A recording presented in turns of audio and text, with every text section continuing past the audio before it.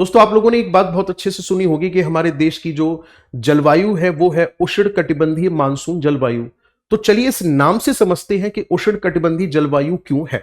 जैसा कि मैंने अभी आपको बताया कि जब भी हम क्लाइमेट की बात करते हैं तो हम यहां पे लिखते हैं कि क्लाइमेट कैसी है। जो हमारे इंडिया का क्लाइमेट है वो है ट्रॉपिकल मॉनसून क्लाइमेट।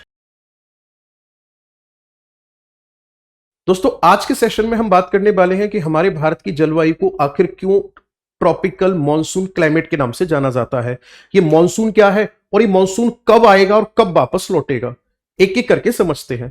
सबसे पहले समझते हैं हम ट्रॉपिकल का मतलब क्या है। देखो, ट्रॉपिकल के दो मतलब होते हैं। एक तो वो क्षेत्र माना जाता है ट्रॉपिकल जो कर्क रेखा और मकर रेखा के बीच में स्थित है। दूसरा, यहां पर ट्रॉपिकल वर्ड का मतलब होगा कि अगर मैं बात करूंगा आपसे समर सीजन की, तो समर सीजन में तो होगी रेन, समर सीजन में तो होगी रेन। अगर मैं वही बात करूंगा आपसे विंटर सीजन की, तो विंटर सीजन में कैसा होगा, ये ड्राई होगा। यानी मुख्यतः जो वर्षा होगी ना, वो मुख्यतः वर्षा होगी कौन से सीजन में, समर सीजन में।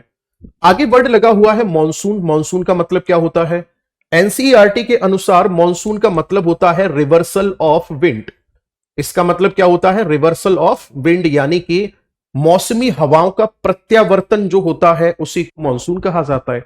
यानी कि मॉनसून वे पवने हैं जो कि मौसम के अनुसार अपनी दिशा में परिवर्तन करती हैं। दरअसल में क्या दोस्तों, जो मॉनसून है ना, ये वर्ड अरबी भाषा का शब्द है जो कि अल मसूदी के द्वारा दिया गया था।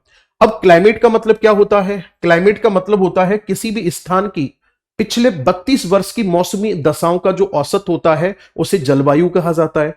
जलवायु से ही निर्धारित होता है कि उस पर्टिकुलर रीजन में किस प्रकार के वृक्ष होंगे, किस प्रकार के वन्य जीव होंगे और किस प्रकार के वहां लोग होंगे, यह भी क्लाइमेट डिसाइड करता है। इनफैक्ट उस क्षेत्र में सॉइल का फॉर्मेशन कैसा होगा, यह भी क्लाइमेट डिसाइड करता है। यानी क्लाइमेट को हम हमेशा सुपीरियर मानते हैं, सर्वोपरि मानते हैं, क्योंकि क्लाइमेट ही रेगुलेट कर रहा होता है इन सारे के सारे पैरामीटर्स को। अब इंडिया का क्लाइमेट ट्रॉपिकल मॉनसून क्लाइमेट क्यों माना जाता है या मॉनसून कैसे आता है, इसको एक डायग्राम से समझते हैं। देखो, मान लो कि यहां पर ये हमने मान लिया, ये क्या है, ये है हमने मान लिया इंडियन ओशियन। ओके, और इंडियन ओशियन के बाद में ये हमारा हो गया हिमालय माउंटेन। अब होगा क्या, बात को बहुत ध्यान से सुनना समझना। होगा क्या, विंटर समर सीजन जैसे ही आएगा तो समर सीजन आने पर जो सन होगा, ये सन शिफ्ट हो जाएगा कहां, नॉर्थ इंडिया के ऊपर, यानी थार डेजर्ट के आसपास हम मान सकते हैं। तो सूर्य की किरणें जब सीधी यहां पड़ेगी ना, तो यहां से हवाएं गर्म होकर ऐसे यूं ऊपर उठेंगी। जब यहां से ये हवाएं गर्म होकर ऊपर उठेंगी तो ऐसी कंडीशन में यहां प्रेशर कैसा हो गया, लो प्रेशर हो गया। यानी कि नॉर्थ इंडिया के ऊपर लो प्रेशर हो गया। राजस्थान के आसपास वाले क्षेत्र में लो प्रेशर का एक ट्रफ बनता है, वो यहां पर बनकर तैयार हो गया क्योंकि हवाएं ऊपर चली गई। अब क्योंकि यहां पर लो प्रेशर हो गया, तो लो प्रेशर होने पर फिर यहां से इंडियन ओशियन की तरफ से इस स्थान को भरने के लिए ये हवाएं आगे की तरफ आएंगी। जब ये हवाएं आगे की तरफ आएंगी तो क्योंकि इंडियन ओशियन से आ रही है, तो ये कैसी विंड होगी, ये होगी मॉइस्ट विंड। ये कैसी विंड होगी, ये होगी मॉइस्ट विंड, यानी कि आर्द्र पवन होगी। अब क्योंकि ये मॉइस्ट विंड होगी, आर्द्र पवन होगी, तो यही कारण है कि ये पवनें जब आगे बढ़ती है ना, तो ये पवनें फिर वर्षा कराते हुए आगे बढ़ती है। और दोस्तों, जैसे जैसे समुद्र से दूरी बढ़ती है इन पवनों की, वैसे वैसे इनकी आर्द्रता कम होने लगती है, और आर्द्रता कम होने की वजह से ही रेनफॉल भी कम होने लगती है। यानी कि कंडीशन ऐसी बन जाती है कि जब तक ये पवनें लद्दाख और लेह तक पहुंचती है तब तक ड्राई हो चुकी होती हैं। यही कारण है कि लद्दाख में हमारा सबसे कम वर्षा वहां पर रिकॉर्ड किया गया है। और यही पवनें जैसे ही आगे बढ़ती हैं तो स्टार्टिंग में ही मेघालय में पहुंच करके एकदम से टकरा करके वर्षा कर देती है। अब क्योंकि मेघालय समुद्र के नजदीक है, वहां पर जो पहाड़ियां वो मानसून को ट्रैप करती हैं, तो वहां सबसे ज्यादा वर्षा होती है। यानी कहने का मतलब यह कि समुद्र से दूरी बढ़ेगी, वर्षा कम हो जाएगी। तो दोस्तों, अब बात यह आती है कि ये वाली तो हवाएं इसको भरने के लिए चल दी, चलो समझ में आता है। अब ये हवाएं ऊपर जो उठी, इनका क्या हो, ये हवाएं जो ऊपर उठती हैं, ऊपर पहुंचने के बाद में ये ठंडी हो जाती है। ठंडी होने के बाद ये क्या करती हैं, ये डेंस हो जाती है और ये अपोजिट ऐसे चलना शुरू करती हैं और जाकर के गिरती है इंडियन ओशियन के ऊपर। अब जब ये विंड इंडियन ओशियन के ऊपर आकर गिरेंगी तो तब कंडीशन क्या होगी, तब कंडीशन ये होगी कि यहां पर प्रेशर और ज्यादा बढ़ेगा, और प्रेशर जब और ज्यादा बढ़ेगा तो फिर ये वाली विंड और ज्यादा स्पीड से चलना शुरू करेंगी। अब ध्यान से सुनेंगे मेरी बात को। यहां पर जो ये 36 पर जो पवनें चल रही हैं, इन्हीं पवनों को कहा जाता है दोस्तों मॉनसून। और जो ऊपर ये पवनें चल रही हैं, इन पवनों को कहा जाता है क्या, हाई स्पीड से चलती हैं, इन्हें कहा जाता है जेट स्ट्रीम। यानी कि सीधा सीधा मैं इस बात को यूं कह सकता हूं कि जेट स्ट्रीम भारतीय मानसून की तीव्रता को बढ़ाने का काम करती है। अब क्योंकि विंटर समर सीजन में जो विंड है वो इंडियन ओशियन से इंडिया की तरफ आ रही है, इसीलिए हमारे भारत में वर्षा ज्यादा होती है समर सीजन में। जस्ट इसके अपोजिट अगर आप देखोगे ना, विंटर सीजन में वर्षा क्यों नहीं होती है, तो इसके पीछे कारण है क्योंकि सूर्य यहां पर लंबवत होता है। और सूर्य जब यहां पर लंबवत होता है तो विंड का सर्कुलेशन एकदम अपोजिट हो जाता है। विंड फिर इधर ना जाकर के विंड फिर सरफेस पर अगर हम देखेंगे तो ऐसे यूं चलना शुरू कर देती हैं। अब क्योंकि ये विंड चल रही है स्थलीय भाग से, तो इनके अंदर मॉइस्चर नहीं होगा, तो ये वर्षा नहीं करा पाएंगी। तो यही कारण है कि मॉनसून हमारे भारत में समर सीजन में वर्षा तो कराता है, लेकिन विंटर सीजन में रेनफॉल नहीं करवा पाता है।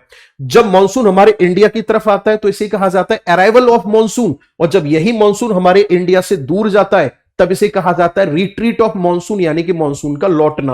और ये मॉनसून लौटता है अक्टूबर, नवंबर और दिसंबर के महीने में।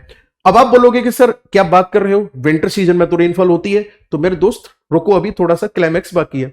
विंटर सीजन में जो रेनफॉल होती है ना, वो होती है किसकी वजह से, वेस्टर्न डिस्टर्बेंस की वजह से।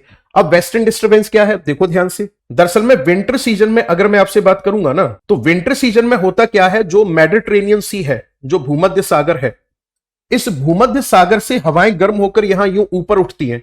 और जब ये हवाएं ऊपर उठती है ना, तो इन्हीं हवाओं को जो वेस्टर्लीज जेट है वो इधर हमारे इंडिया की तरफ यूं लेकर आता है और हिमालय माउंटेन इसको ट्रैप कर लेता है। तो हिमालय माउंटेन जब इसको ट्रैप कर लेता है ना, तो इसकी वजह से होता क्या, यहां पर इसे वेस्टर्न डिस्टर्बेंस कहा जाता है, इसे कहा जाता है पश्चिमी विक्षोभ। तो यही हमारे इंडिया में माउंटेनियस रीजन में स्नोफॉल कराता है, जबकि प्लेन एरिया में रेनफॉल कराता है, जिसे राजस्थान में मावट के नाम से जाना जाता है। तो दोस्तों यहां पर हमें मुख्य रूप से यह समझना होगा कि भारत में समर सीजन में वर्षा होने के पीछे कारण क्या है।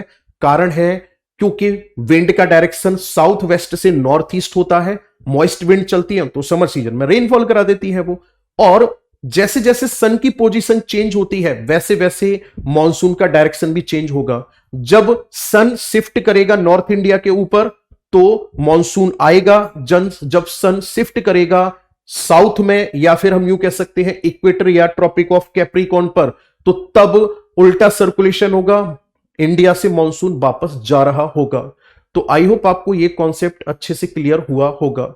अब दोस्तों अगर आप में से कोई भी स्टूडेंट ऐसा है जो तैयारी कर रहा है एसएससी के किसी भी एग्जाम की, तो आप लोगों के लिए एक गोल्डन चांस है, वो है एसएससी प्रथम बैच 2 साल की वैलिडिटी के साथ, और सिर्फ एक नाम मात्र की फीस पर आप लोगों को ये प्रोवाइड कराया जा रहा है। इसमें मैथ 2 टीचर मिलकर कराएंगे, राकेश सर और अभिनय सर। इंग्लिश में भी 2 टीचर मिलकर कराएंगे, गोपाल सर और जयदीप सर। रीजनिंग में भी 2 टीचर हैं इसमें आपके, पीयूष सर और अरुण सर हैं। जबकि जीएस में अभिषेक सर और मैं और हमारी टीम मिलकर के कराएगी। दोस्तों इस बैच में करंट अपडेटेड कंटेंट होगा, सारी की सारी क्लासेस हम लोग लाइव कंडक्ट करा रहे होंगे, और साथ ही साथ आप लोगों के डाउट सेशन भी रखे जाएंगे।